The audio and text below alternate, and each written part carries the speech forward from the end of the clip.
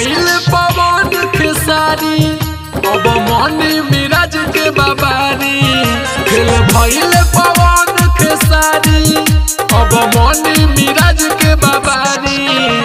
धमाल मचावे पूरे टीम आइल बा।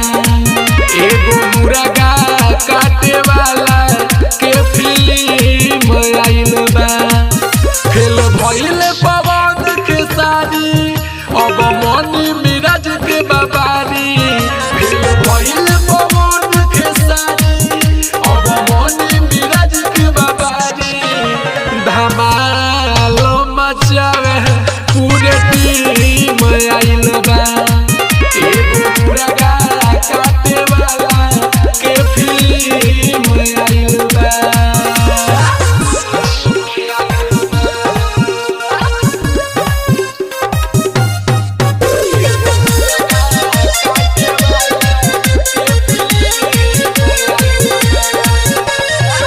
पहिले मोबाइल में देखत रहल कलाकारी।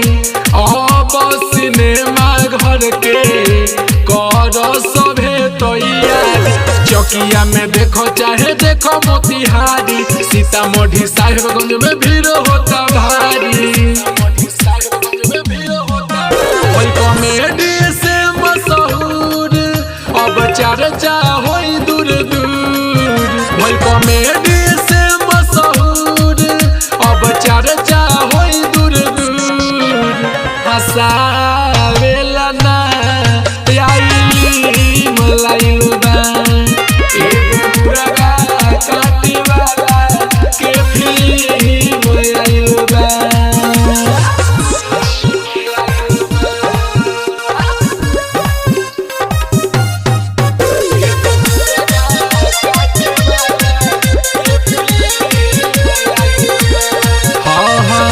प्यार दुलार देवे में करी हो न कमिए भैया।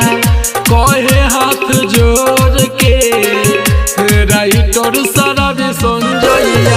पटना में देखी हो या देखियो मुंबई। माटी के चीज एगो बनल बा। माटी के चीज एगो बनल बा। लगा दस पूरे दम बेलकम के कर बेलकम। लगा दस पूरे दम बेलकम के कर बेलकम। एमे हीरोइन एक साथ तीन आइल बा। मुर्गा काटे वाला